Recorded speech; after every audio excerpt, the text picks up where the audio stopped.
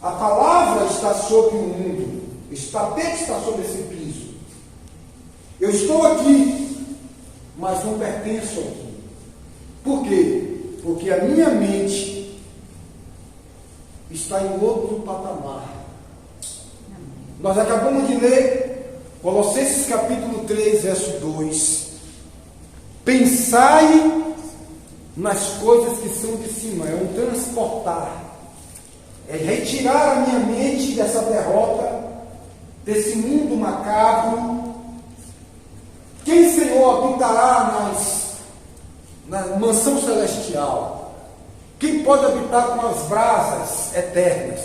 Aquele que não dá o ouvido para ouvir a violência, a luxúria, os olhos, a vaidade. Aquele que tem a mente e o coração onde está o seu tesouro. É um transportar. Esse corpo não limita o meu espírito. Paulo estava preso, mas ele dizia: as minhas mãos estão atadas em presas, mas a palavra de Deus ela está livre. Esse corpo limita o meu espírito. Esse corpo não suporta a glória. Esse corpo não suporta ver o mundo espiritual como é. Daniel desmaiou. Os soldados desmaiaram diante dos anjos. Paulo foi até arrebatado ao terceiro céu. Mas esse corpo limita o Espírito de Deus que está aqui. Nós somos talhados nessa medida limítrofe, limitada. Mas o nosso Espírito está assentado nas regiões celestiais. O nosso homem espiritual é muito mais além das limitações deste corpo físico. Por isso que as nossas orações, por isso que o nosso caminhar nesse mundo move falanges, repreende potestades. Quando andamos em santidade, a nossa presença expele demônios.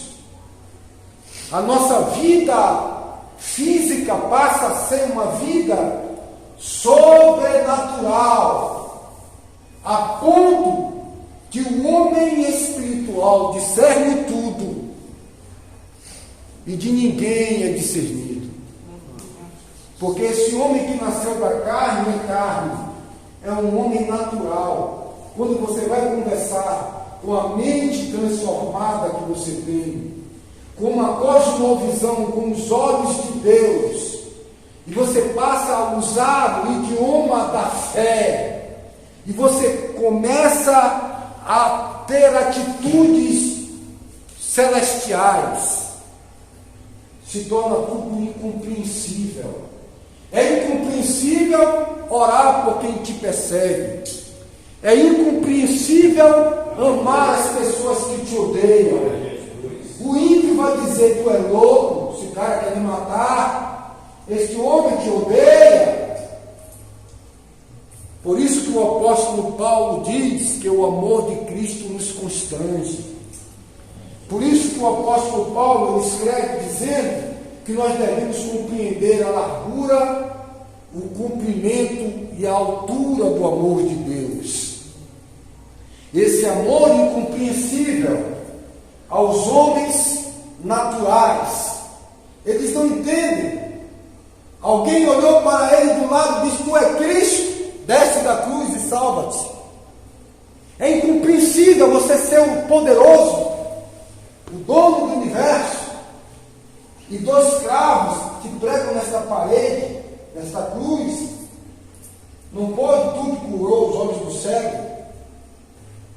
Desce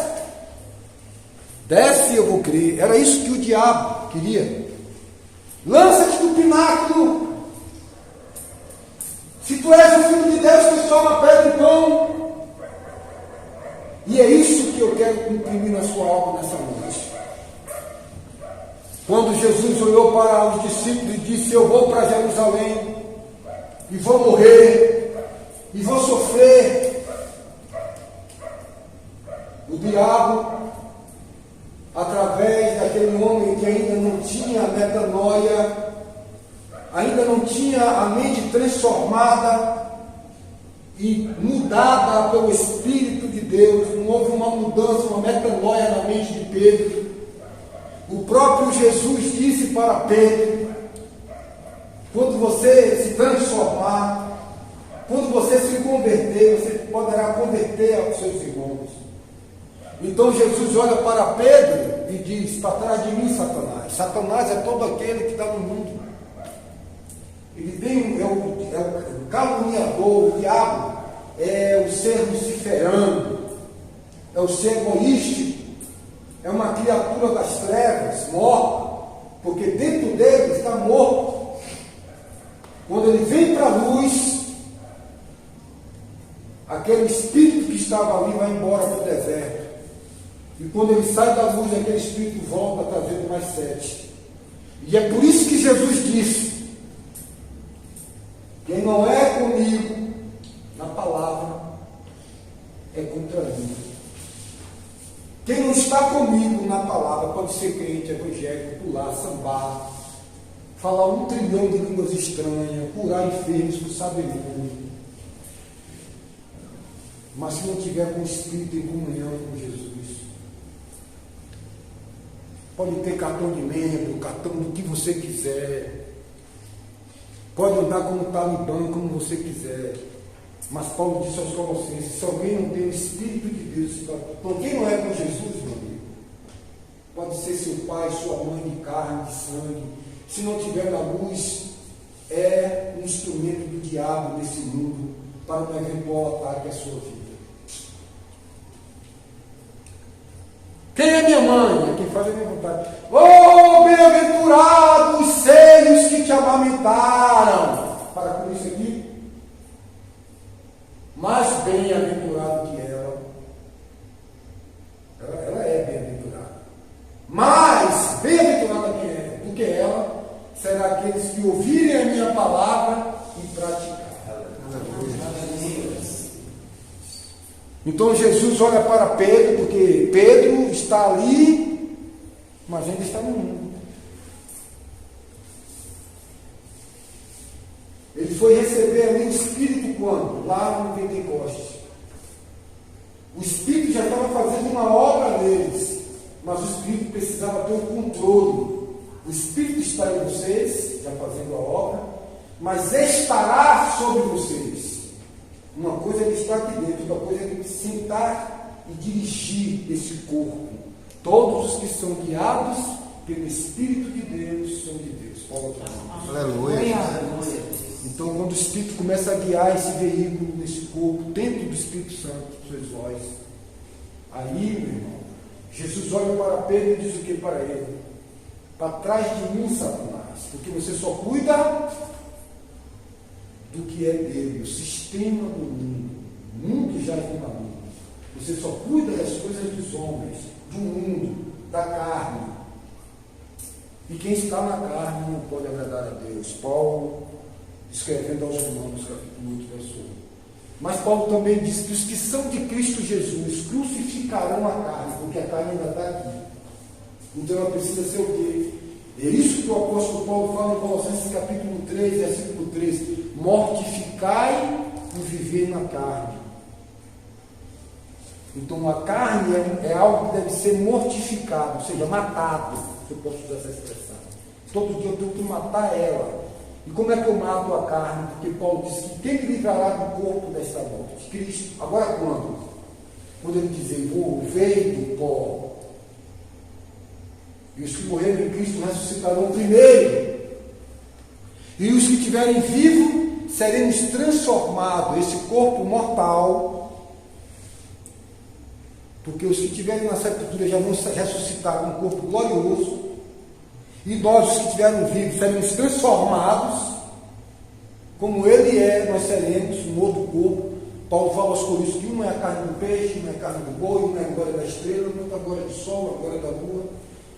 O profeta Daniel diz que uns ressuscitarão em corpo de ignomínia, podres, corpos horrorosos, e outros ressuscitarão em corpos gloriosos, que cada um receberá o galardão. Uns vão brilhar como a glória do sol, outros vão brilhar como a glória da lua, outros vão brilhar como estrelas do firmamento.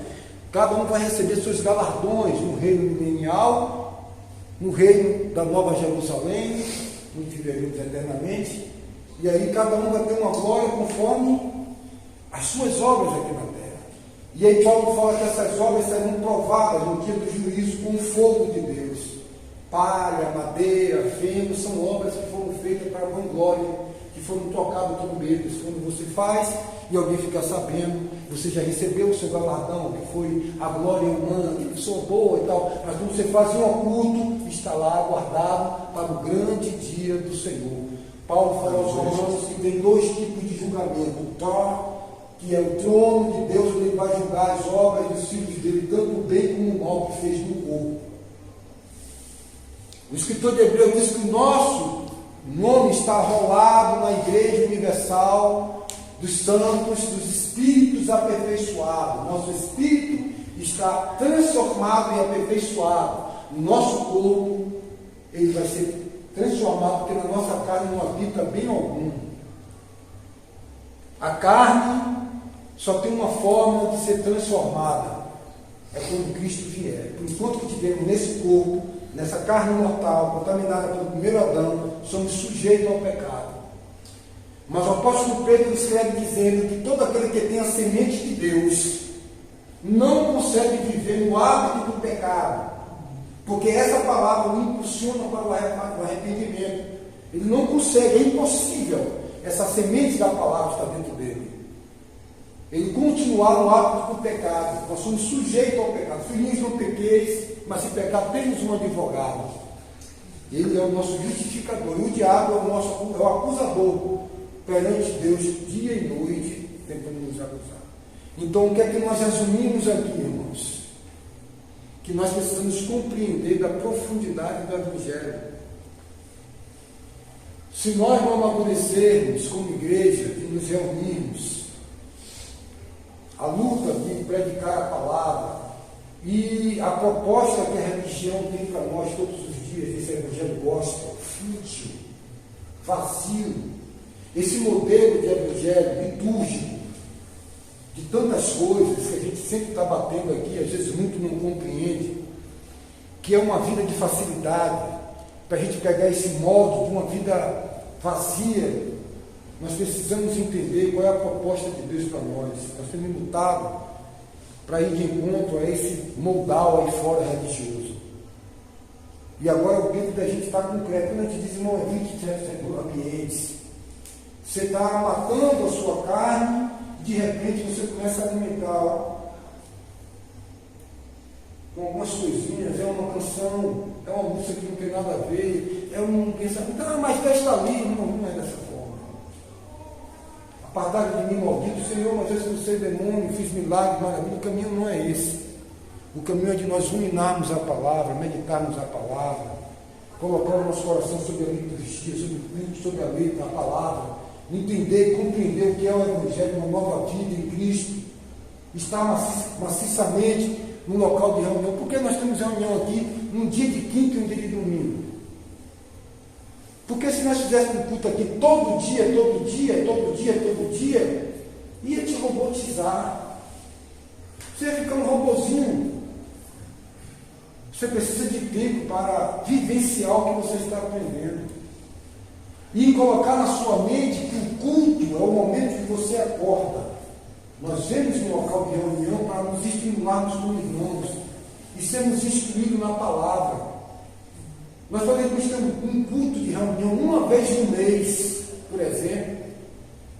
Primeiro do mês e 30 dias para viver e praticar tudo que aprendemos no dia primeiro de cada mês. Então, cada vez que eu estou sempre aprendendo, mas nunca chegando ao pleno conhecimento, eu sou só viciado em pregação, quer chegar ao pleno conhecimento. É isso, irmãos. É ter uma vida transformada, uma forma de pensar. Em um momento estava Pedro ali pelo Espírito dizendo, tu és o Filho de Deus. Em outro momento ele estava titubeando e o diabo falando ali. Nós não podemos servir a dois senhores.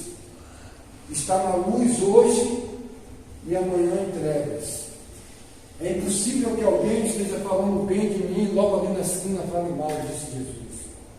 Isso é um processo que vai caindo, que vai corrompendo, e quando você menos espera, você está morto espiritualmente. Então nós precisamos ter essa mudança da forma de pensar e passar a compreender qual é o nosso papel e o que nós somos em Deus, a sua imagem e semelhança, e passarmos a vivenciar os valores do reino de Deus em espírito e em verdade, porque é esses adoradores que o Pai procura. Aí nós vamos estarmos fortalecidos e tudo que pedimos em oração, crendo, receberemos. Porque pedimos aquilo que é o centro da sua vontade. Amém? São 9 horas, vamos colocar de pé. Vamos orar, amém? Para que Deus nos conte muita misericórdia. Esse estudo aqui, irmãos, nós vamos estar a permitir Deus toda quinta trazendo algo. Eu falei aqui sobre a primeira parte desse versículo. Ele não acaba aqui, tem 3 pontinhos. Né? Vamos ver o que é que diz ele todo. Vamos abrir Romanos 12, 2. Vamos ver o que é que ele diz todo ele. Romanos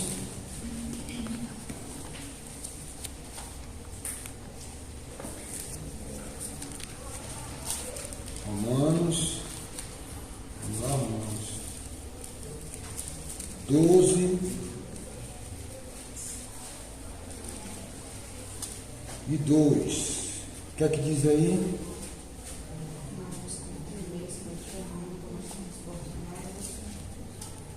E não vos amoldeis ao sistema deste mundo, mas sede transformados pela mudança das vossas mentes, para que experimenteis o que?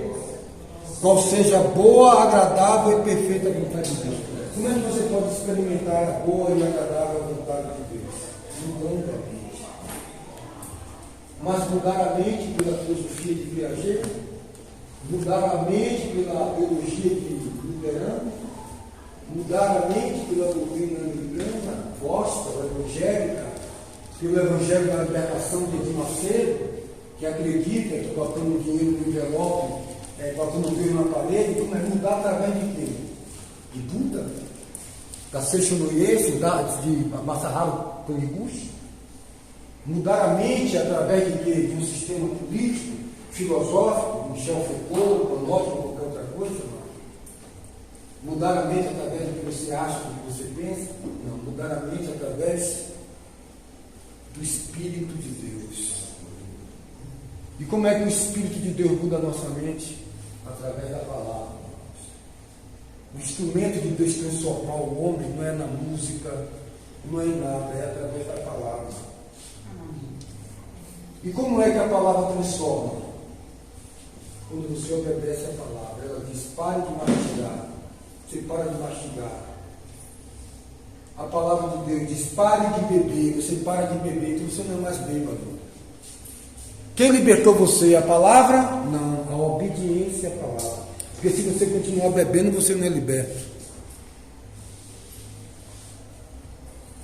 Quando a palavra diz: olha, meu filho, vai por esse caminho aqui que você vai dar bem, e você obedece a palavra, o que é que acontece? Você foi liberto do outro caminho, porque você não vai mais para lá. Então, quem é? Conhecereis a verdade, o que é que a verdade faz? Agora, o que é conhecer a verdade? O que é o conhecimento de Deus? É a prática. É a prática, é o vivenciar. É isso.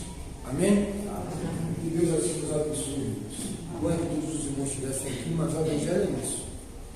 A gente tem que contar com quem está aqui. Entendeu, meu irmão? É que nem uma matéria da escola. Perca uma aula de matemática e depois vai voltar a aula. O professor Guedes era gente do mundo. Você perdia uma aula com ele, ele dizia: ó, é o seguinte, eu não vou repetir a aula na próxima não, viu? Que eu tenho aqui um cronograma da minha matéria, escola particular, eu tenho um cronograma, Hoje é terça, vou ter aula quinta. Última aula, neguinho filava para ir para o sinuca. A aula terminava meio-dia, 10 para meio-dia. Aí a aula de português é vaga. Vou ficar esperando aqui no pátio da escola com fome, até meio-dia a aula do professor Guedes. Aí fugia, se saía. Aí quando chegava na outra aula, ficava voando no meio da igreja. Foi o que o Espírito trouxe, o Santo trouxe. Né? Aí fica um crente todo falhado. Hoje Jesus falou, meu filho, colocou um dedo aqui na mão. Aí chegou outro aqui sem o dedo na mão. Ou não, o dedo foi colocado na semana passada. Espiritualmente nós somos membros, corpo. Aí a palavra vem, aí fica aquelas pessoas, ó, voando no espírito de Deus. O que Deus está falando aqui, está falando lá no norte, no sul, e assim edifica a igreja. Onde é que eu devo estar? Num local para congregar, meu irmão. Trabalhei o dia todo, falta o culto, perco uma palavra, daqui a pouco estou fora de foco, estou fora de eixo, procurando um profeta ali, procurando não sei o que ali, procurando preencher o vazio ali. Quando eu tenho que ser pessoa o quê? Fútil, volátil, homem de 40, 50 anos, meninão. Ah, eu gosto de suquita, eu gosto de refrigerantezinho, eu gosto de tudo. Para com isso, irmão. Nós temos que ser concêntricos, maduros e buscar a palavra. Só que a palavra ela é dura, que poucas pessoas vão ser amigas de Jesus. A palavra vem, verra atrás, e vem para nos mandar e nos encaixar a ela. Agora, quem busca o Evangelho para não completar suas necessidades físicas, suas vaidades e suas concupiscências, aí vai buscar os profetas, vai buscar as atividades, vai buscar as palavras palatáveis. Mas quem quer uma vida concêntrica com Cristo e que está observando o delinear das coisas e se preparando no Espírito, porque sem fé é impossível agradar a Deus. E a fé, ela é irracional e incompreensível. É tanto que está escrito: se ele recuar, minha alma não tem prazer nele. Então que nós possamos, irmãos, nesses últimos tempos, nas oportunidades que temos, estar congregando e analisando que tipo de comida nós queremos. Que tipo de evangelho queremos para nós? O Cristo real, verdadeiro, ou o Cristo genérico? Deus e Cristo nos abençoe. Feche seus olhos. Vamos orar a Deus em nome de Jesus. Amém?